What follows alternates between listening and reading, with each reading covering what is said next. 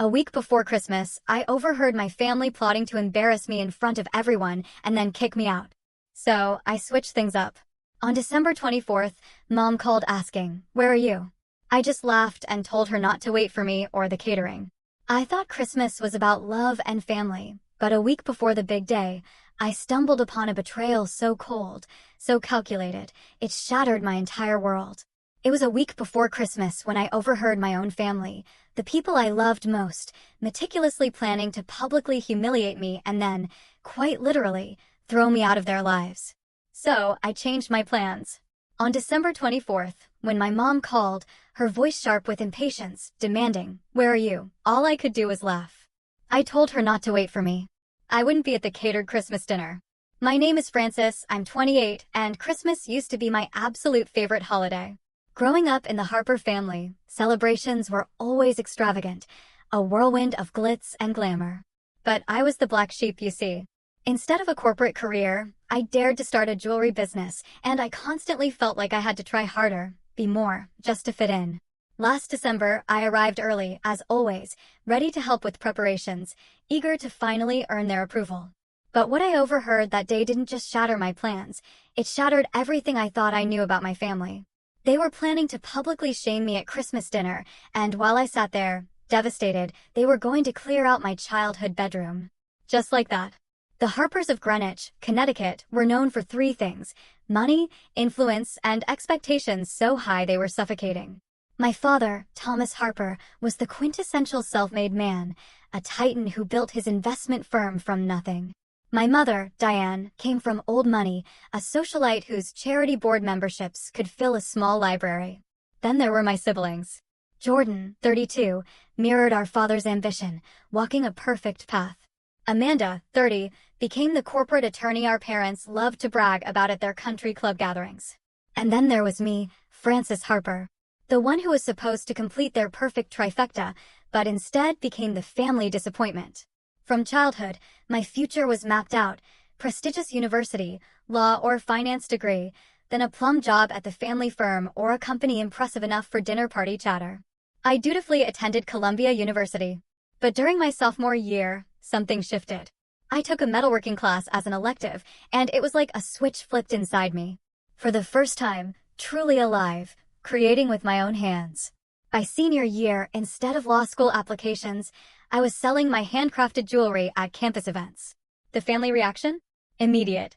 Brutal. My father refused to speak to me for 3 months. My mother, ever the strategist, scheduled meetings with family friends in law firm recruitment. My siblings? They alternated between awkward silence and relentless lectures about throwing away my potential. Despite their disapproval, I graduated, used my meager savings, and rented a tiny studio apartment in Brooklyn. That became my first workshop. For months, I ate ramen, worked 16-hour days, pouring my soul into Francesca designs. 5 years later, my pieces were carried in boutiques across New York and New Jersey. I was making a comfortable living doing what I loved. Not that my family ever acknowledged it as legitimate success.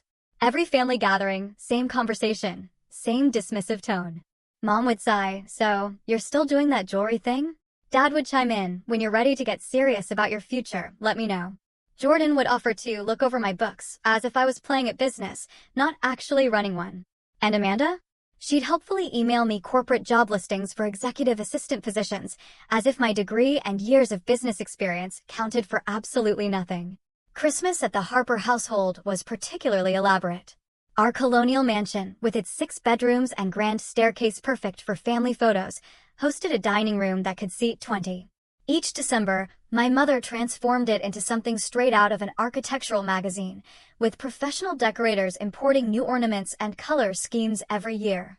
These gatherings were less about celebration and more about status, a parade of extended family, business associates, and influential friends. The conversation revolved around promotions, vacations to exclusive resorts, and which Ivy League schools were recruiting whose children. In that world, my modest jewelry business might as well have been a lemonade stand. Still, every year I tried. I dressed in expensive clothes I could barely afford. I rehearsed answers about my business that sounded more impressive than the reality. I brought thoughtfully created gifts that usually ended up regifted or shoved in a drawer. I showed up with homemade cookies that sat untouched beside the professional caterer's creations. I endured the polite smiles, the quick subject changes when I dared to speak about my latest collection. This particular Christmas was especially important to my parents. Relatives from the West Coast and Europe were flying in, some of whom hadn't visited in years. My mother had been planning it since August, hiring additional staff, renovating guest quarters. When she called in November about the gathering, I actually heard genuine excitement in her voice, for the first time ever when speaking to me. "Frances, everyone will be here this year. Even Grandmother Harper is flying in from London. We need to present a united family front." That tiny hint of inclusion, that sliver of hope, made me redouble my efforts. I spent 3 months designing a special collection of personalized pieces for everyone attending. For my father, cufflinks incorporating the design of his first business card. For my mother, a delicate necklace featuring her favorite flowers. For my siblings, matching bracelets with subtle symbols of our childhood memories. For extended family, carefully crafted pieces tailored to their tastes and personalities. I even invested in new business cards with a subtle gold foil logo and packaging that would impress the Harper sensibilities. Maybe, just maybe, this would be the year they finally saw my business as legitimate. Maybe this would be the Christmas I finally felt like I truly belonged in my own family. The week before Christmas, I finished the last of my special holiday orders, packed up my family gifts, and drove my second-hand Subaru from Brooklyn to Greenwich. I arrived at the family estate on December 18th. Despite everything, I felt hopeful. Maybe this time would be different. I had no idea that this visit would completely change the course of my life, my relationship with my family, and my entire understanding of what Christmas actually meant. I pulled into the circular driveway around 2 o'clock in the afternoon. The house was already transformed, white lights tracing every architectural feature, massive wreaths on each window, 2 perfectly symmetrical decorated trees flanking the front entrance. Landscapers were putting finishing touches on outdoor arrangements. I gathered my overnight bag and the box containing my carefully crafted gift jewelry pieces, planning to show my mother how much thought I'd put into each creation. Perhaps this would be the year she finally appreciated my artistic talent. Maria, the housekeeper, answered the door with a warm smile. Unlike my family, Maria had always shown genuine interest in my jewelry business, even proudly wearing a simple silver bracelet I'd given her years ago. "Miss Frances, so good to see you. Your mother and sister are in the kitchen with the caterer." I thanked her and made my way through the immaculate house, noticing fresh floral arrangements, new furniture. The kitchen had been recently renovated with stark white marble and stainless steel appliances. It looked more like an operating room than a place to prepare food. My mother and Amanda stood huddled over a tablet with a man in a chef's coat. They barely looked up when I entered. "Frances, finally," my mother said, not moving to hug me. "The guest room on the east wing is prepared for you. Not your old room. We needed that for additional storage this year." No hello. No, how was your drive? Not even a mention of the fact that my old room had been my bedroom for 18 years. "Hi, Mom." "Amanda, the house looks beautiful," I offered, still determined to start things positively. Amanda glanced up briefly. "You look tired. The city must be wearing you down." Not a question, just a judgment disguised as concern. I forced a smile. "Actually, business has been great. Really busy with holiday orders.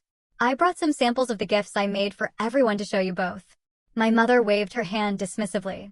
"We're in the middle of finalizing the menu. Perhaps later, the caterer needs our attention." The caterer, a tall man with a precisely trimmed beard, gave me a sympathetic look. I had clearly been dismissed. "Sure, no problem. I'll just take my things upstairs." Neither of them responded as I left the kitchen. The familiar knot of disappointment tightened in my stomach, but I pushed it down. This was nothing new. I just needed to find the right moment. After settling into the guest room, I decided to seek out my father and brother, hoping for a warmer reception. As I approached my father's study, I heard multiple voices, an intense conversation. I was about to knock when I heard my name.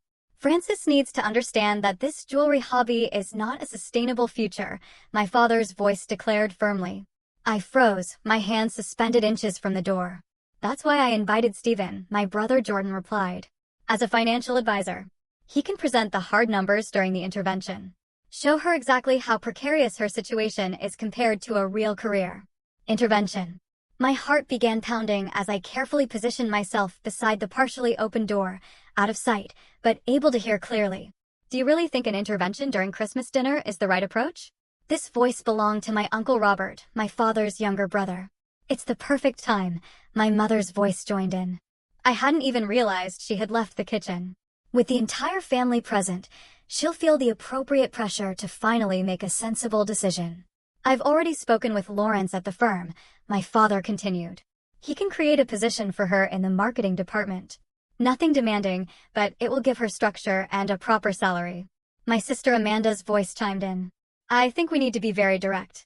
The last time I suggested she consider other options, she went on about how her Instagram followers had increased, as if that's a measure of success. They all laughed, the sound cutting through me like glass. What exactly are you planning to say? Uncle Robert asked, still sounding uncertain. We'll wait until after the main course, my mother explained, her voice shifting into the same tone she used when planning her charity galas. Thomas will bring up our concern for Francis's future. Then Jordan will introduce Stephen, who will present a brief financial assessment of her so-called business versus a corporate position. I've gathered some numbers, Jordan added. Based on her apartment size and lifestyle, she can barely be making $30,000 a year. Stephen will contrast that with entry-level corporate positions starting at twice that amount. They had been investigating me, calculating my worth based on my apartment size. The violation felt physical, like a blow to my chest. I still don't understand why this needs to be done publicly at Christmas dinner, Uncle Robert persisted. Because she needs to feel the weight of family expectations, my mother replied coolly. When she sees everyone's concern, she'll finally understand how her choices affect the family reputation. The Morgan's daughter just made junior partner at Sullivan and Cromwell, while our daughter sells trinkets at craft fairs. It's embarrassing. Trinkets. Craft fairs. Little did they know I had moved beyond those years ago, now supplying to respected boutiques and receiving regular custom commissions. Not that they had ever bothered to ask. And what if she refuses? Uncle Robert asked. A heavy silence followed before my father spoke. Then we make it clear that our financial support ends completely. I almost gasped aloud before catching myself. What financial support?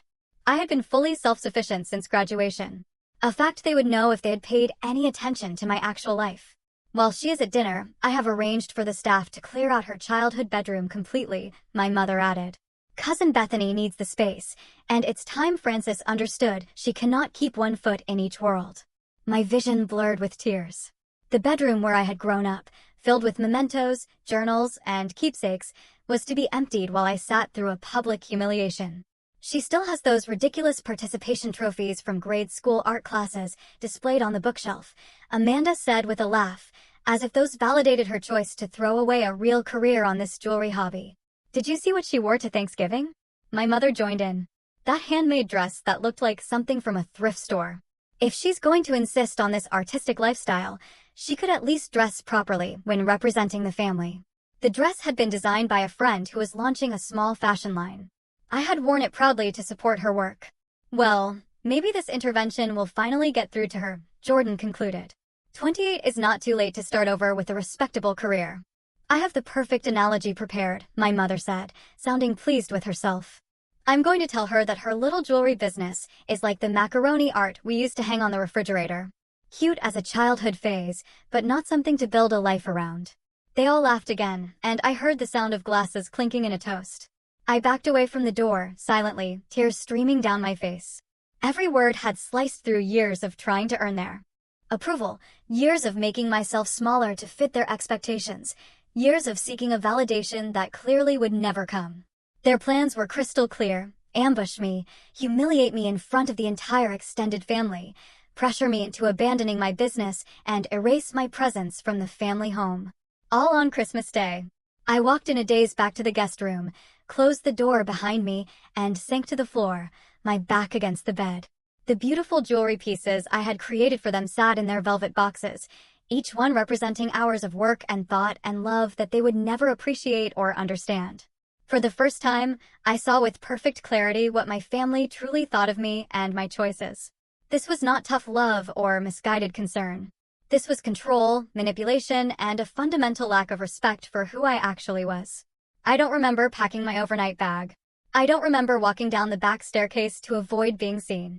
I don't remember the brief conversation with Maria in which I mumbled something about an emergency back in the city.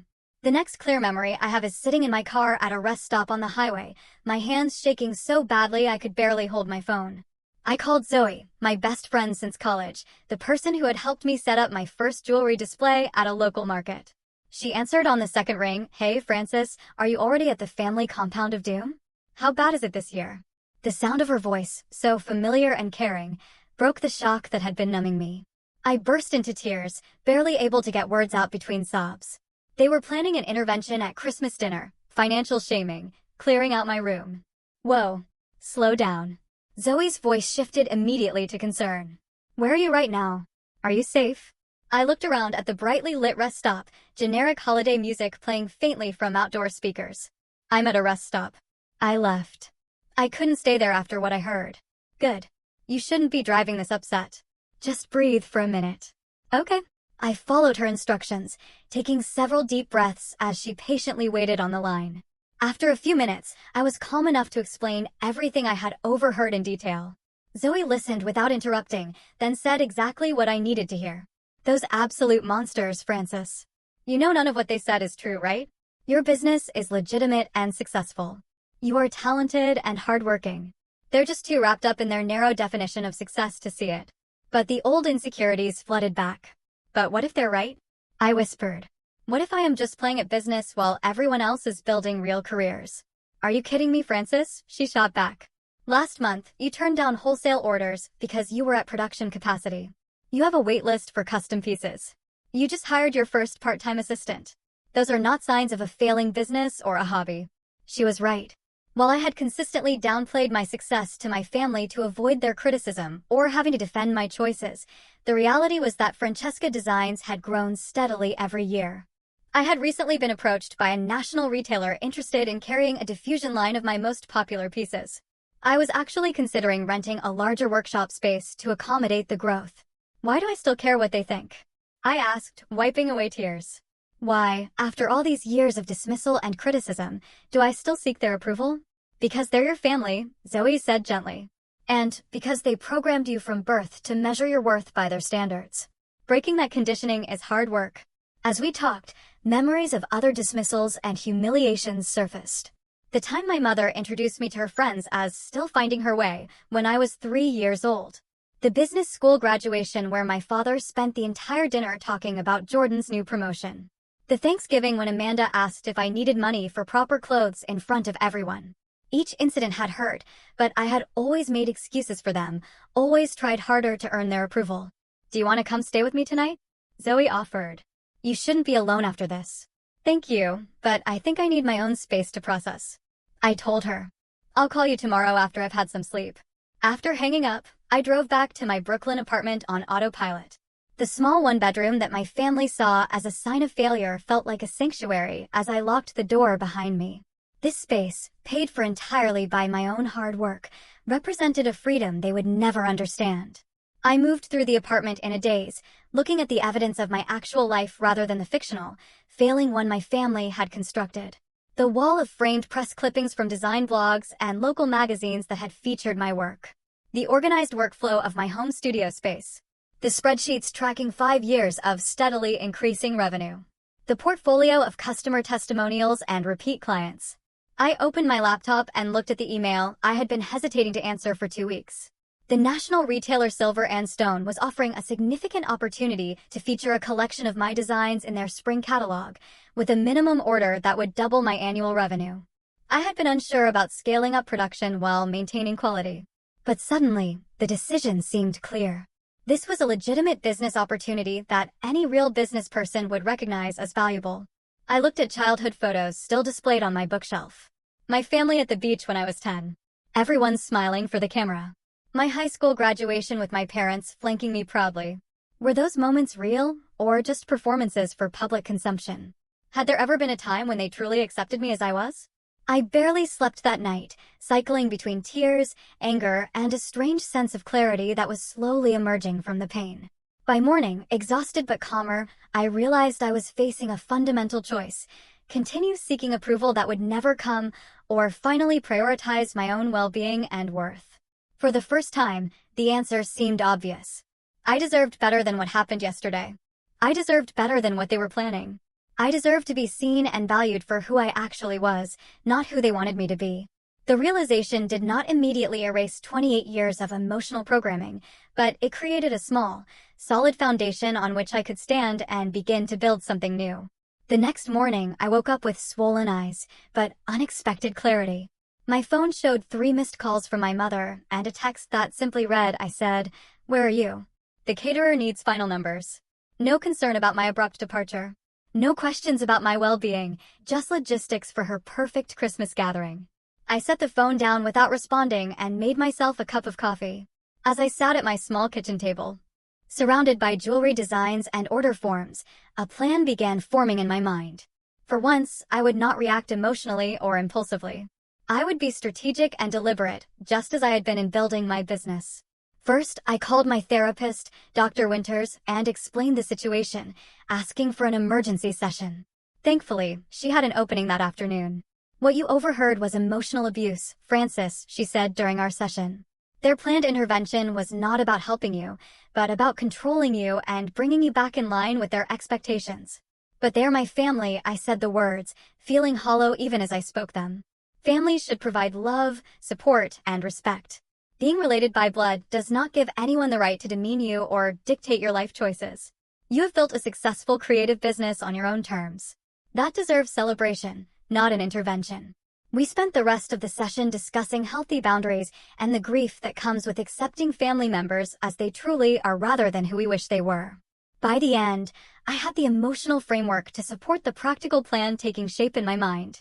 Back at my apartment, I created a detailed action plan, breaking it down into manageable steps. Step 1. Cancel my attendance at the family Christmas gathering without directly informing them. I would let them discover my absence when I failed to appear. Step 2. Contact Silver and Stone and accept their offer to feature my jewelry in their spring catalog. This was a business decision I had been considering anyway, but the timing now felt symbolic as well as practical. Step 3.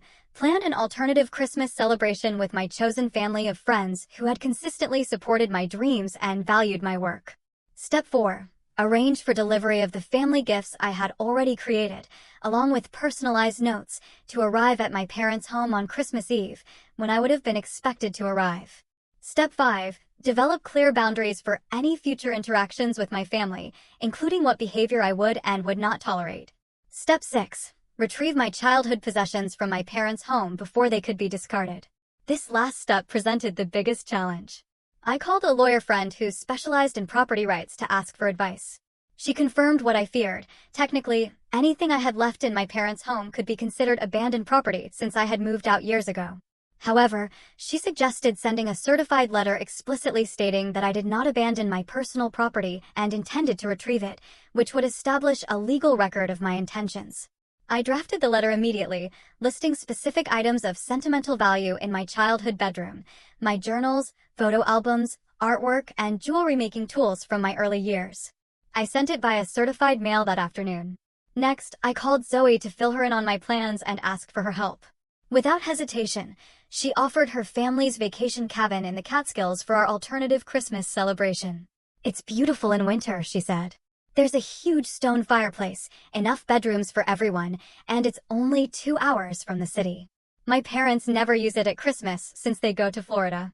One by one, I contacted the friends who had become my true support system over the years. Lucas, my first retail partner who had given my jewelry a chance in his boutique. Sophia, a fellow maker who shared studio space with me during my second year of business. Michael, Zoe's husband, who had helped build my display racks and website. Each immediately agreed to join what Sophia dubbed our chosen family Christmas. The executive at Silver and Stone seemed surprised, but pleased by my prompt acceptance of their offer.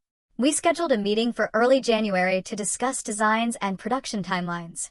For the gifts, I contacted a high-end delivery service that specialized in personal gift presentations. The owner, intrigued by my story, offered to personally deliver each carefully wrapped piece on Christmas Eve, ensuring they would arrive at the perfect moment. With each step completed, I felt a strange mix of sadness and liberation. The sadness was for the family relationship I had always wanted, but never truly had. The liberation came from finally acknowledging this truth and choosing to prioritize my own well-being. I spent the next few days immersed in preparations for our alternative celebration, ordering food, planning activities, and creating small handmade gifts for my friends. I deliberately kept busy, knowing that idle time would only lead to doubt and second-guessing. 3 days before Christmas, a response to my certified letter arrived from my parents' lawyer rather than from them directly. It stated coldly that I could schedule an appointment to collect my belongings after the holidays, with a staff member present to supervise. The formal, impersonal nature of the response confirmed I had made the right decision. On December 23rd, I packed my car with gifts, food, and winter clothes, ready to drive to the Catskills the next morning. That night, I sat in my quiet apartment looking at my Christmas tree, a small but beautifully decorated fir that represented my independent life. For the first time since overhearing my family's plans, I felt completely certain about my decision. I was no longer willing to shrink myself to fit into their narrow definition of success. I would no longer apologize for choosing a path that brought me fulfillment rather than status. I would no longer accept being treated as less than because my dreams looked different from theirs. Tomorrow would begin a new tradition, one built on mutual respect and genuine affection rather than obligation and appearances. As painful as this rupture was, it felt like the first truly authentic Christmas of my adult life. December 24th dawned bright and clear, perfect weather for the drive to the Catskills. The forecast predicted snow later that evening, promising the white Christmas that everyone dreams about but rarely experiences in the city. I finished loading my car and took one last look at my apartment, decorated with the handmade ornaments and natural garlands that my mother would have dismissed as crafty rather than elegant. Everything felt right. The drive upstate was peaceful, with holiday music playing and the scenery gradually transforming from urban to rural. By noon, I pulled up to the cabin. A beautiful timber structure nestled among snow-dusted pines. Smoke already rose from the chimney, indicating that someone had arrived before me. Zoe burst through the front door as I parked, rushing over to help with my bags. "Welcome to Freedom Christmas," she announced with a grin. "Michael and I got here an hour ago to start the fire and unpack the groceries." The interior of the cabin was everything a winter retreat should be: high ceilings with exposed beams, a massive stone fireplace with a crackling fire, comfortable furniture arranged for conversation, and windows showcasing the forest views. Michael was in the open kitchen unpacking grocery bags while Christmas music played softly from hidden speakers. "This is perfect," I said, feeling the tension in my shoulders release for the first time in days. Throughout the afternoon, the others arrived one by one. Lucas brought cases of wine from his brother's vineyard. Sophia arrived with her famous homemade pies and bread.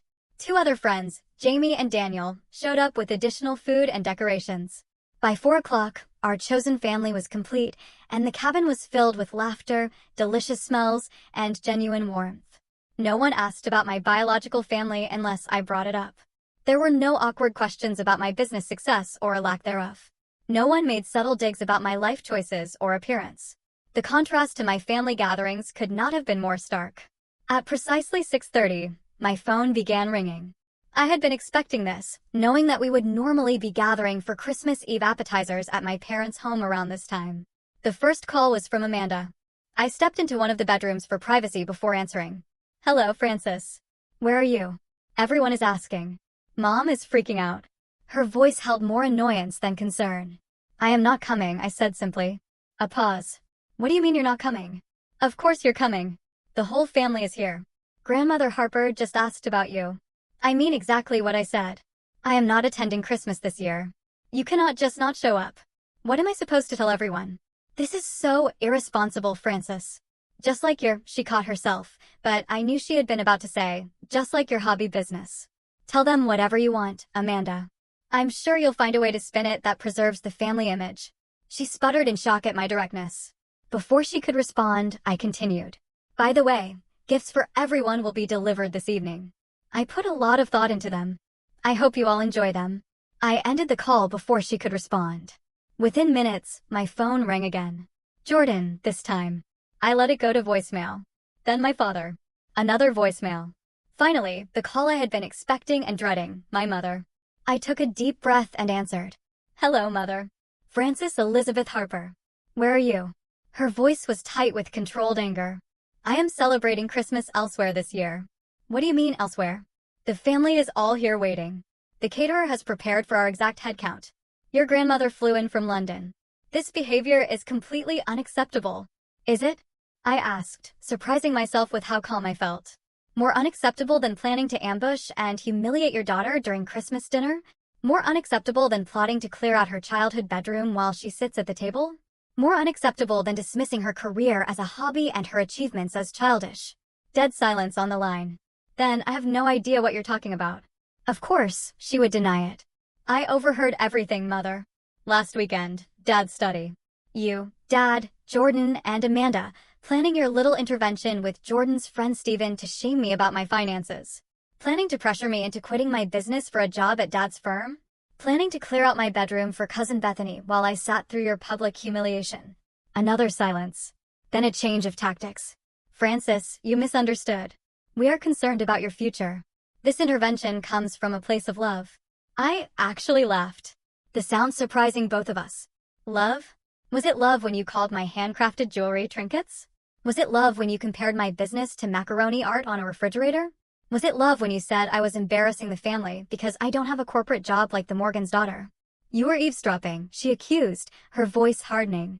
I was about to knock on the door when I heard my name, and thank goodness I did, or I would have walked right into your trap.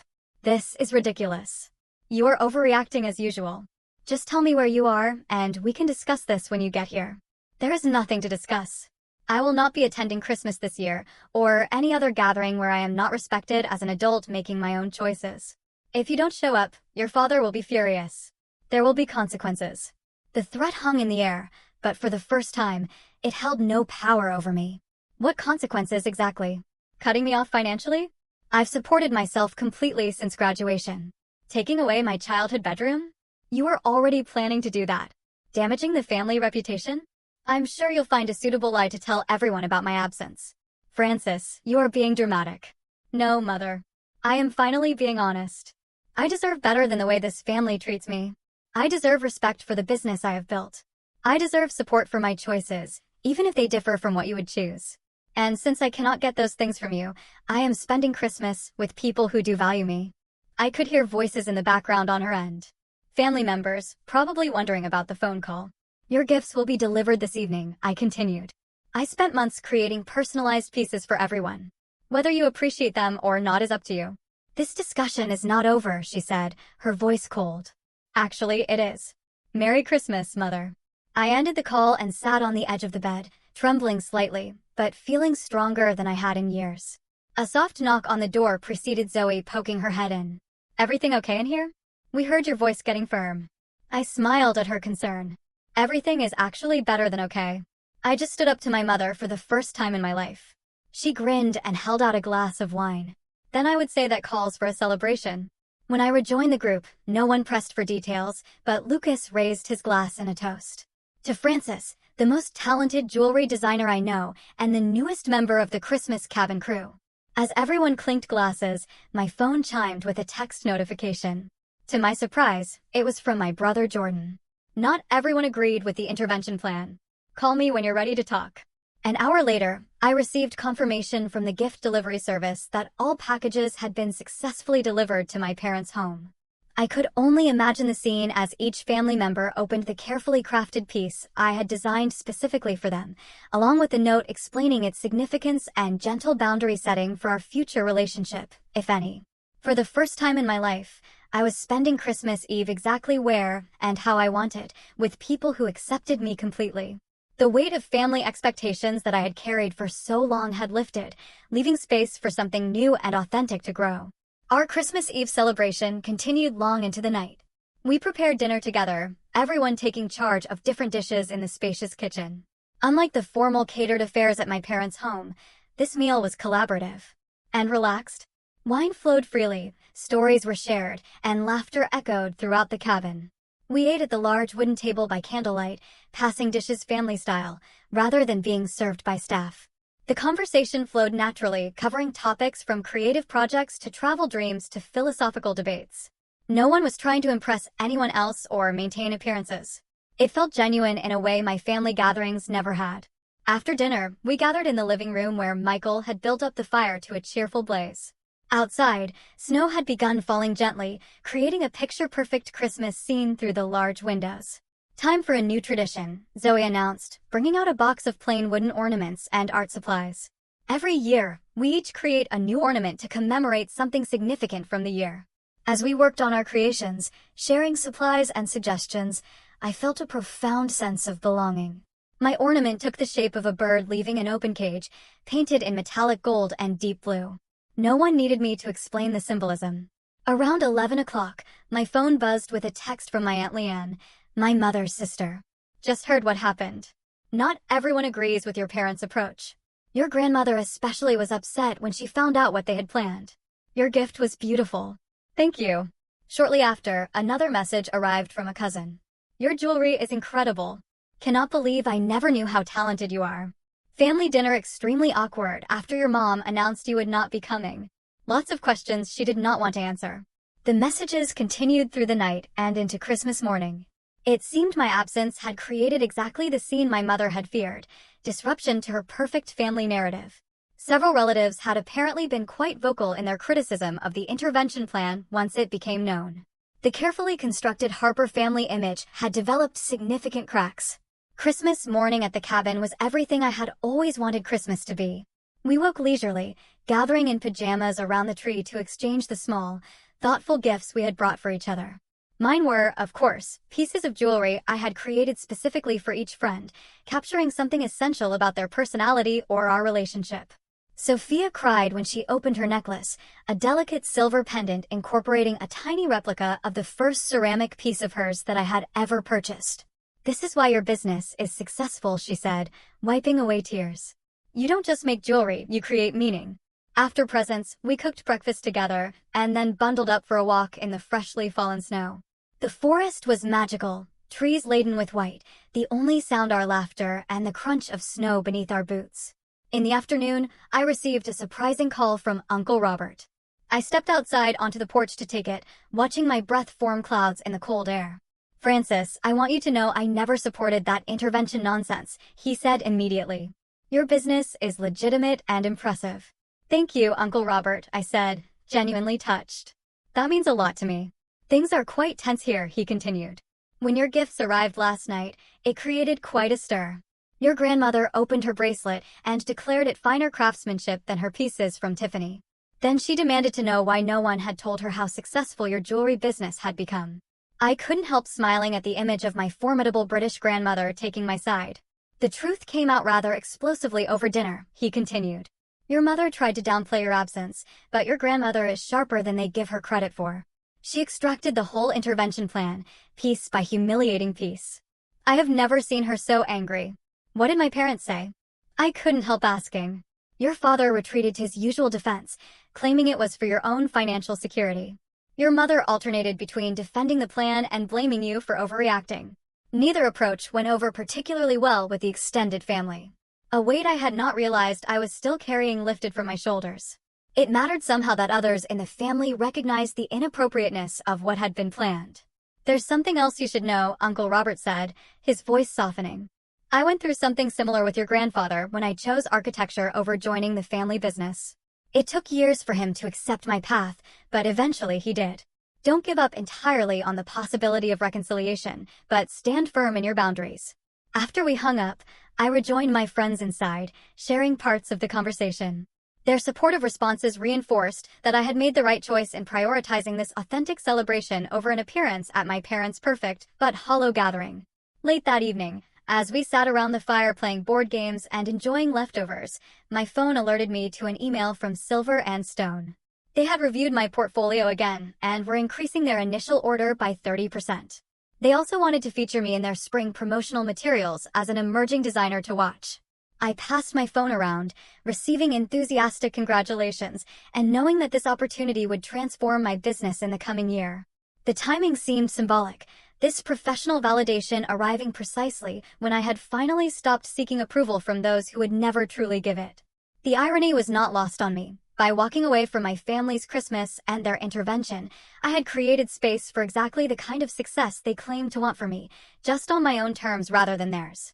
As the night wound down and friends drifted off to their rooms, I stood by the window watching the snow continue to fall. For the first time in my adult life, I felt completely aligned with my own values and choices. The pain of family rejection was still there, a dull ache behind the joy of the day, but it no longer defined me.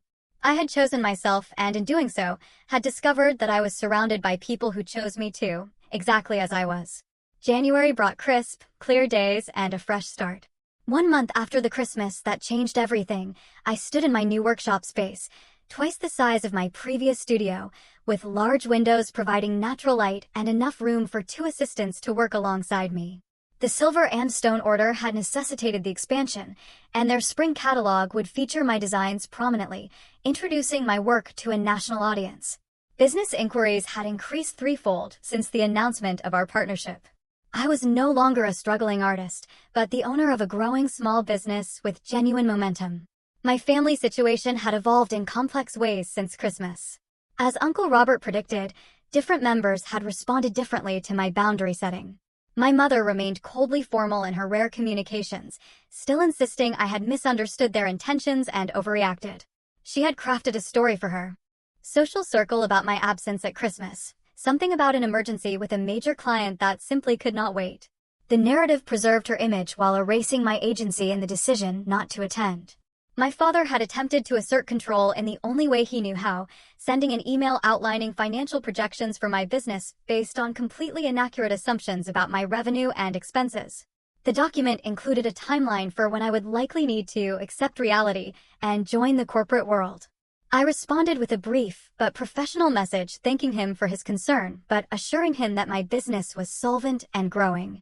I did not provide figures or details he could critique or dismiss. Amanda remained distant, clearly aligning herself with our parents' position, but surprisingly Jordan had reached out multiple times, each conversation a little more open than the last. During our most recent call, he had actually asked thoughtful questions about my creative process and business model, listening with what seemed like genuine interest to my answers. I never realized how much strategic thinking goes into what you do, he admitted. It's not just making pretty things.